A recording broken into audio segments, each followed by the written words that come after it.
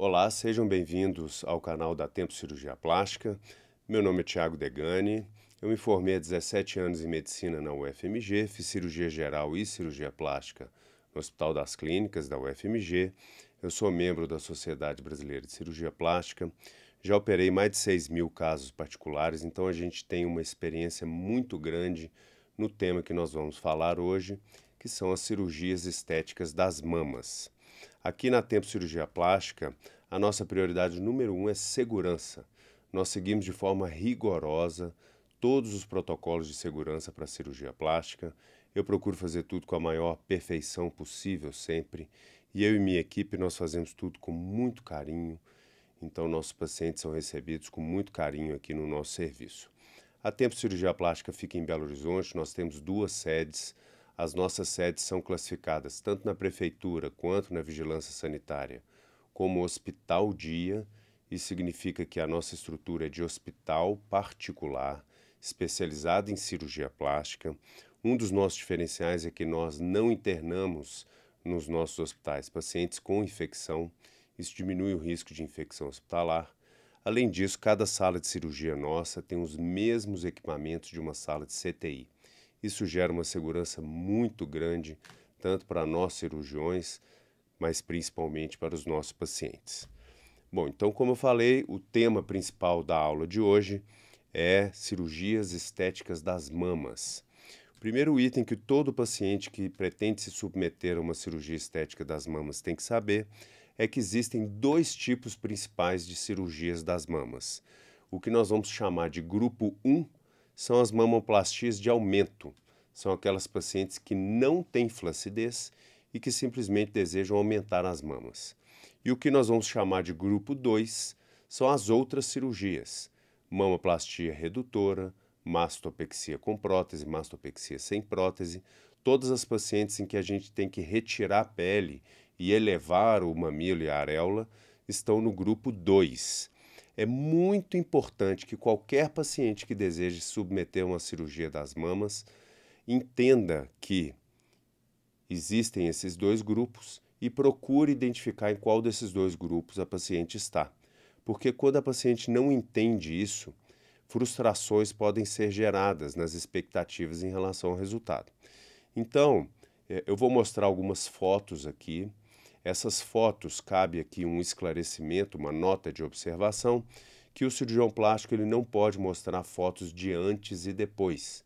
Então, as imagens que eu vou mostrar aqui, elas são apenas de antes, em alguns casos apenas de depois da cirurgia, do resultado, sem mostrar o antes e depois.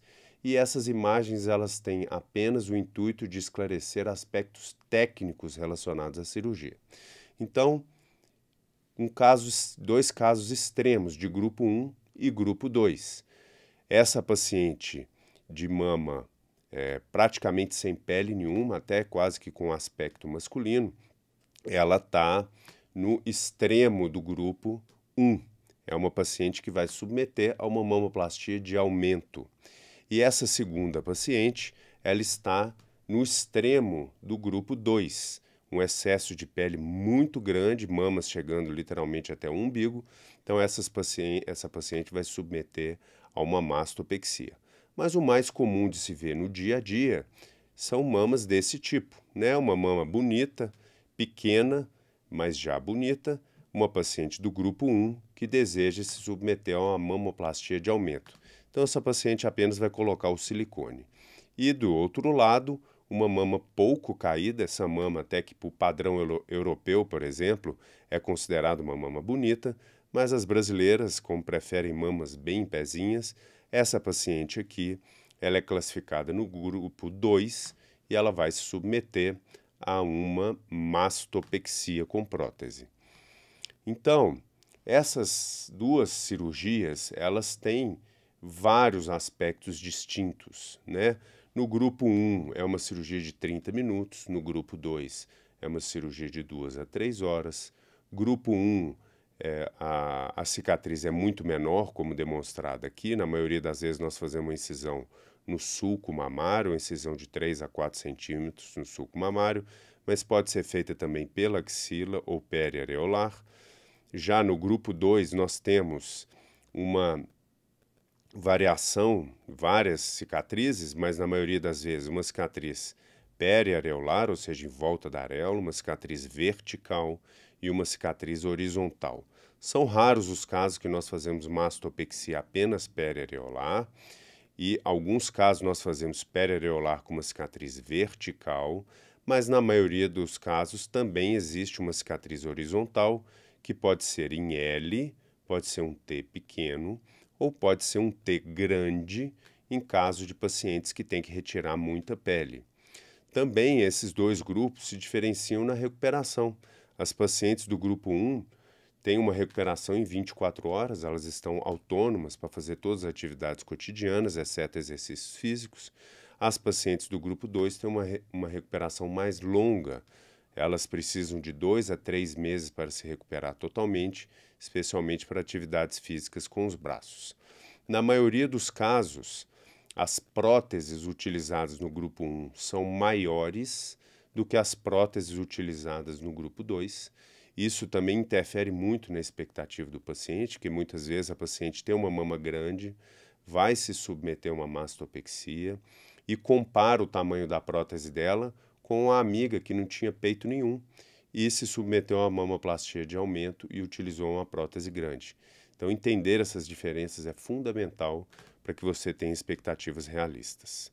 Então, resumidamente, nós temos, de um lado, pacientes que não têm excesso de pele e vão se submeter a uma mamoplastia de aumento, e do outro lado nós temos os vários tipos de mastopexia, dentre eles a mastopexia com prótese, sem prótese e as mamoplastias redutoras, que também são classificadas como mastopexias. Então, eu vou dar nesse slide aqui algumas dicas importantes para que você tenha uma maior satisfação na sua cirurgia estética das mamas. A dica número 1 é: tenha expectativas realistas. Como é que você tem uma expectativa realista? A principal forma é conversando com o seu cirurgião. Na consulta médica, o seu cirurgião vai te falar o que você pode e o que você não pode esperar da sua cirurgia, vai te mostrar o que pode ser feito e o que não pode ser feito no seu caso e vai explicar o plano cirúrgico de forma detalhada. A segunda dica é: compare o seu plano cirúrgico e o seu resultado apenas com pacientes que têm o mesmo tipo de mama que o seu. Então, nunca uma paciente que vai se submeter a uma mastopexia deve comparar o seu plano cirúrgico, o seu resultado, com uma paciente que se submeteu a uma mamoplastia de aumento. São cirurgias, como eu falei, totalmente diferentes. E quando uma paciente de um grupo compara o seu plano cirúrgico, o seu resultado, com uma paciente de outro grupo, isso gera dúvidas, insegurança e, consequentemente, insatisfação. Então, compare o seu resultado, o seu plano cirúrgico, apenas com pacientes que têm mamas semelhantes à sua. Terceira dica, essa talvez seja a mais importante: não existem mamas 100% idênticas. A simetria absoluta é algo que não existe na natureza. Toda mulher tem um lado, minimamente que seja, diferente do outro.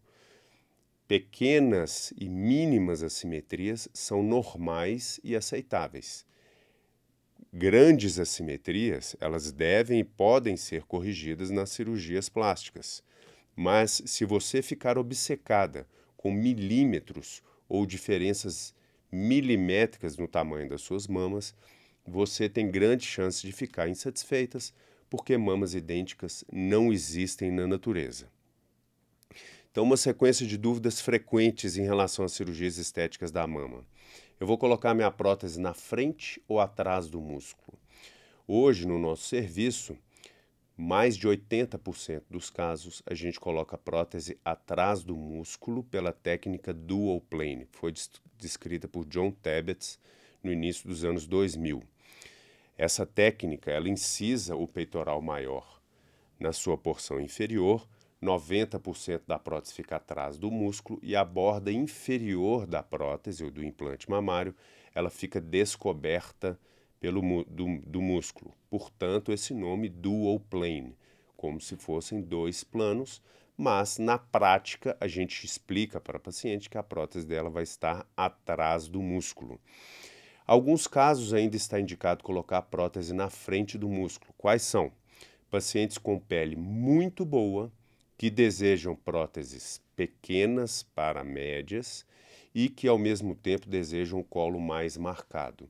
Então, quando a prótese é pequena, para deixar o colo mais marcado, é melhor colocar na frente do músculo, porque a prótese fica um pouco mais aparente. Mas para isso é necessário que a pele dessa paciente seja muito boa, porque de outra forma a mama teria um risco grande de cair precocemente depois da operação. Nos outros casos todos, principalmente após a gestação, a gente opta por colocar atrás do músculo pela técnica dual plane. Eu posso amamentar? Essa é uma dúvida muito frequente também. Nas mamoplastias de aumento, que é aquele grupo 1 que eu expliquei para vocês, não há grandes interferências na amamentação. Então, a imensa maioria das pacientes que submetem a mamoplastia de aumento, elas amamentam normalmente após a gestação. Por outro lado, nas mastopexias e na mamoplastia redutora, que é o grupo 2, essas pacientes, na maioria dos casos, têm algum prejuízo na sua capacidade de amamentar e, portanto, o ideal é que a paciente se submeta a uma mastopexia apenas depois que ela definiu a sua prole. E é importante saber que, caso ela se submeta a uma mastopexia e ela engravide e amamente, ela vai ter algum prejuízo na amamentação. A maioria das pacientes consegue amamentar, mas, como eu já disse, nas mastopexias há sim um prejuízo na capacidade de amamentar. Eu posso fazer mamografia? Sim. Qualquer tipo de cirurgia, seja do grupo 1 ou do grupo 2, 2 meses depois da cirurgia, a paciente pode submeter ao exame das mamas, seja um ultrassom, mamografia ou padrão ouro de exame de mama, que é a ressonância magnética das mamas. Essa é uma dúvida muito frequente. O silicone eleva as mamas? É muito importante o paciente entender que o silicone não eleva as mamas. A função primordial do implante mamário é aumentar as mamas e não elevar o tecido mamário. Então, as pacientes que têm principalmente as que já amamentaram, que têm uma discreta queda das mamas, ou uma grande queda das mamas, essas pacientes não se beneficiam de uma mamoplastia de aumento apenas. Essas pacientes precisam elevar as mamas. O nome dessa cirurgia é mastopexia. Essa mastopexia pode ser feita com ou sem prótese, mas se você tem as mamas caidinhas, é importante que você entenda que só colocar o silicone não vai resolver o seu problema. Então, por exemplo, uma paciente dessa aqui. É frequente a gente receber no consultório uma paciente com mamas desse tipo, desejando se submeter apenas a uma mamoplastia de aumento, na esperança de que essa cirurgia eleve suas mamas ou resolva o seu problema. Isso não acontece. Mamas desse tipo aqui, em que já há uma queda do tecido mamário, bem abaixo do sulco mamário, essas pacientes precisam de uma mastopexia. A mastopexia pode ser feita com prótese ou sem prótese? Sim, é possível fazer essa cirurgia, tanto utilizando o implante mamário, quanto utilizando um retalho de glândula da própria paciente para preencher o polo superior das mamas e fazendo assim uma mastopexia sem prótese. É importante que a candidata à mastopexia entenda a diferença de uma mastopexia com e sem prótese. Então, aqui nós temos uma mastopexia sem prótese. Note que o polo superior da mama ele fica um pouco mais vazio. A gente chama esse formato aqui de um formato côncavo ou um formato natural. Mastopexia sem prótese, o colo não fica cheio. Já do outro lado, nós temos uma mama com polo superior convexo. Essa mama aqui, com colo mais cheio, é uma mastopexia com prótese. Então você pode entender a diferença claramente nessas duas fotos, uma mastopexia sem prótese e uma mastopexia com prótese. Eu tenho que trocar o meu silicone? Bom, antigamente a incidência de intercorrências, como por exemplo a contratura capsular, chegava a 25% no uso dos implantes mamários. Hoje, isso gira em torno de 5%. Alguns trabalhos mostram incidência, inclusive, menor, principalmente nas próteses nanotexturizadas.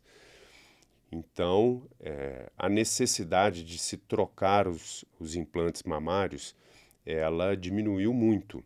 Então, a gente fala que você que se submeteu à mamoplastia com o implante mamário, você só vai trocar a sua prótese caso você tenha algum problema. Quais são os problemas possíveis de se ocorrer após uma mamoplastia de aumento, por exemplo? A prótese pode furar, pode haver uma infecção, pode se desenvolver seroma e pode haver contratura capsular. Juntando todas essas causas, você tem cerca de 10% de chance de ter que trocar o seu implante em 10 anos. É uma incidência significativa, mas em 90% dos casos não é necessário trocar o implante. Mas se a gente for ler a nota dos fabricantes, ainda há a recomendação de se trocar os implantes mamários a cada 10 anos. A idade mínima para se operar a mama é 4 anos depois da primeira menstruação. A gente não recomenda que procedimentos cirúrgicos sejam realizados nas mamas antes desse período, porque ainda há um período de maturação e desenvolvimento do tecido mamário nesse período de 4 anos após a primeira menstruação. E esse é um ponto extremamente importante. É categórico que todas as mulheres no mundo têm um lado, nem que seja minimamente diferente do outro. Então, se você operar achando que suas mamas vão ficar idênticas, a chance de você ficar insatisfeita é muito grande. Pequenas ou mínimas assimetrias são normais e aceitáveis. Por outro lado, as grandes assimetrias podem e devem ser corrigidas nas cirurgias. Então, a resposta sintética e direta para essa pergunta: minhas mamas ficarão idênticas ou 100% simétricas? Não, porque isso não existe na natureza. É possível juntar as mamas? Quando a gente fala em juntar as mamas, nós temos que analisar dois aspectos. O mais comum é que o paciente tem interesse de juntar o colo mamário, deixar o colo mamário mais juntinho. O outro aspecto é a divergência dos mamilos. A divergência dos mamilos pode ser discretamente corrigida nas mastopexias, mas a divergência dos mamilos não pode ser corrigida nas mamoplastias de aumento. Por outro lado, o colo mamário pode sim ser aproximado, deixando as mamas mais juntinhas, utilizando-se implantes mamários. Então, um implante mamário de tamanho moderado, ele promove uma união aí do colo mamário na medial de forma significativa, elegante e discreta. Algumas pacientes querem um colo muito marcado, muito definido. Primeiro, isso só acontece em pacientes muito magras. Segundo, ainda assim, é necessário a utilização de implantes mamários muito grandes para deixar o colo muito marcado, como nesse caso aqui. Então, a gente evita casos muito exagerados como esse. Está aqui de forma ilustrativa para vocês entenderem. Um implante de 450 ml numa paciente muito magrinha, ele deixa o colo realmente bem marcado e bem juntinho. Bom, as mamas podem cair depois da cirurgia? Algumas pacientes elas têm um risco maior de queda das mamas após a operação. Todas as mastopexias têm um risco um pouco maior de queda das mamas do que se comparado com as mamoplastias de aumento, porque já é natural que essas pacientes tenham mais pele.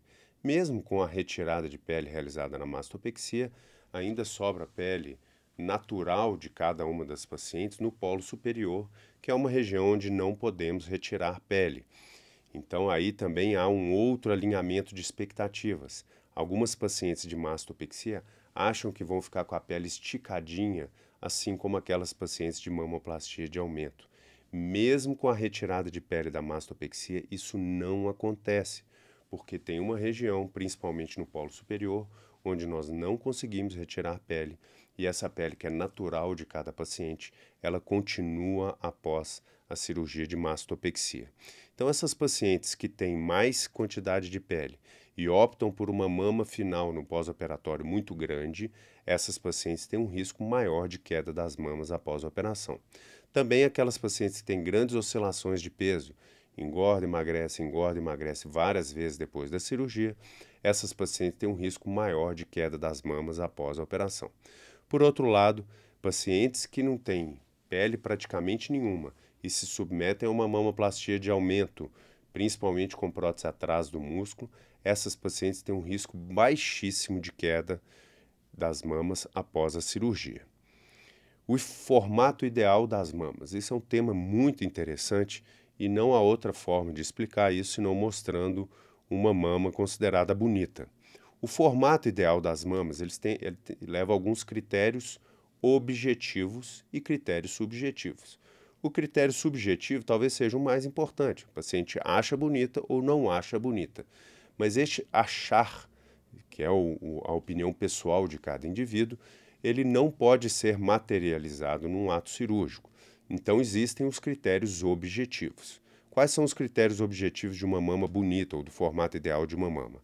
Número 1, a mama não deve ser caída, ou seja, como você pode ver nesse caso aqui, todo o tecido mamário está do sulco mamário para cima. O mamilo está muito acima do sulco mamário. Uma mama é considerada caída quando o mamilo está abaixo do sulco mamário. Então, critério número 1 de uma mama bonita, a mama não deve estar caída. Critério número 2, o mamilo deve estar apontando ligeiramente para cima. Aqui no YouTube é impossível mostrar o mamilo, mas é fácil entender, a direção do mamilo deve ser ligeiramente para cima. Critério número 3, o polo inferior da mama, que é onde eu estou mostrando aqui com o cursor, ele deve ser ligeiramente mais longo do que o polo superior, que é daqui até aqui. Então, se a gente medir com uma fita, é possível notar que o polo inferior dessa paciente é ligeiramente mais longo do que o polo superior. Isso é um aspecto muito importante. E o último aspecto é um aspecto opcional ou extra, que diz que o polo superior da mama deve ser ligeiramente convexo, ou seja, um colo mais cheio é considerado mais bonito do que um colo vazio. Acontece que esse último critério só pode ser obtido com a presença de um implante mamário. Mamas naturais sem prótese de silicone sempre vão ter o colo mais vazio. Então, repetindo, a mama não deve ser caída, o mamilo deve apontar para cima, o polo inferior deve ser ligeiramente mais longo do que o polo superior e, opcionalmente, como um extra, o polo superior deve ser cheio. Aqui, nesse caso, já é uma mastopexia, nós podemos observar todos esses critérios. Todo o tecido mamário está acima do sulco mamário, a cicatriz dela é praticamente imperceptível, com a cicatriz de mastopexia. O polo inferior é ligeiramente mais longo do que o polo superior e o polo superior é um colo cheio ou um polo superior convexo. Para finalizar, gostaria de comentar algumas técnicas que são chamadas de técnicas modernas. Eu coloquei aqui entre aspas, porque vocês vão notar que muitas dessas técnicas, na verdade, são muito antigas e elas tiveram uma repaginada para ter um ar de modernidade. A primeira delas é o R24R, ou recuperação em 24 horas.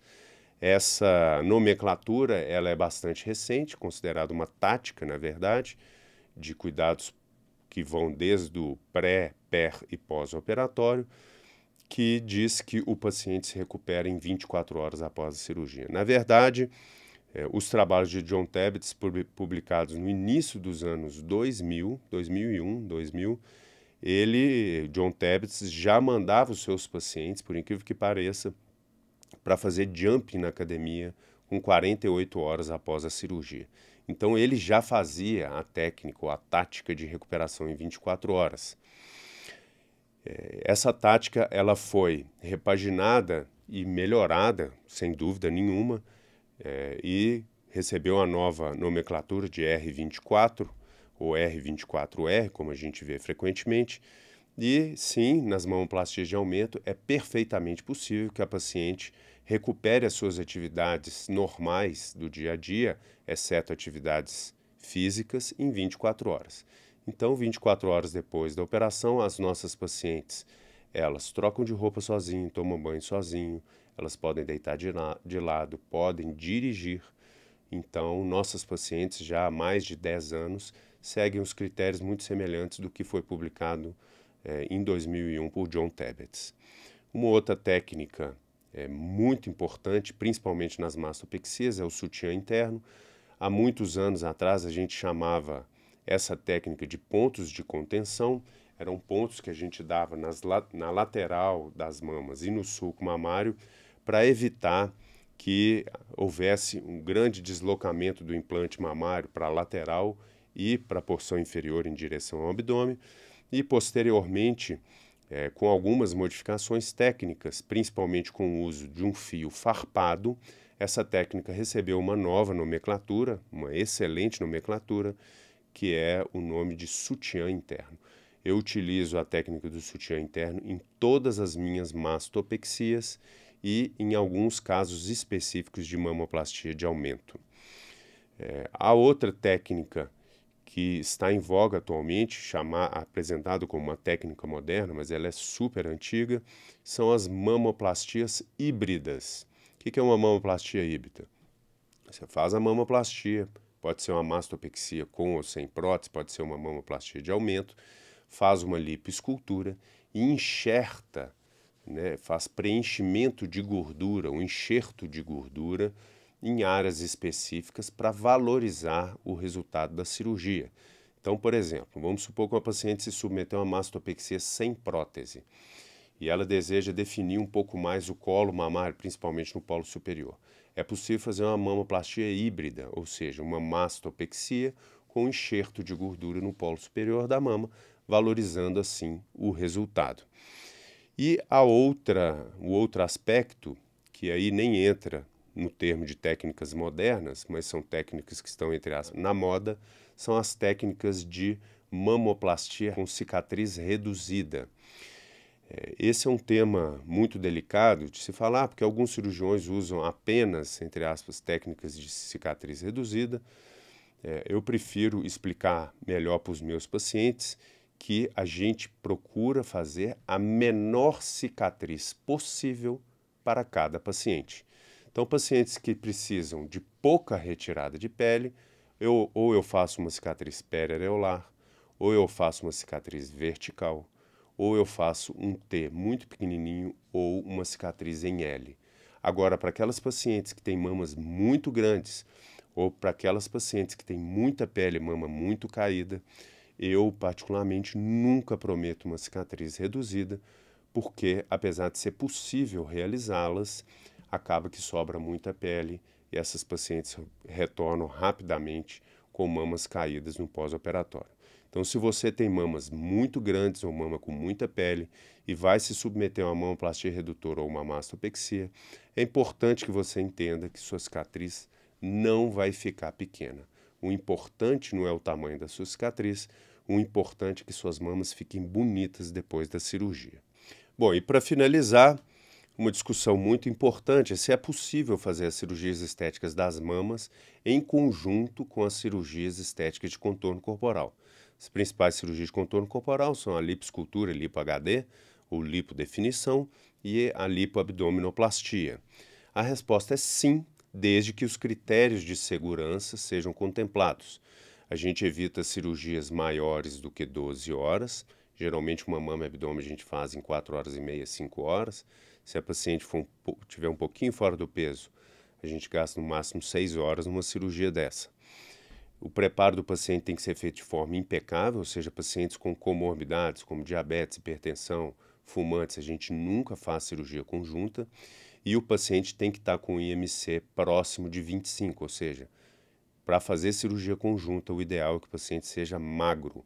Pacientes fora do peso, a gente geralmente divide essas duas cirurgias para aumentar a segurança e melhorar a recuperação pós-operatória. Mas sim, é possível e com frequência nós fazemos o que nós chamamos de mummy makeover, que é a cirurgia da reforma da mamãe, né? A gente trata em um único tempo cirúrgico as cirurgias, as alterações provocadas pela gestação, tanto na mama quanto no abdômen.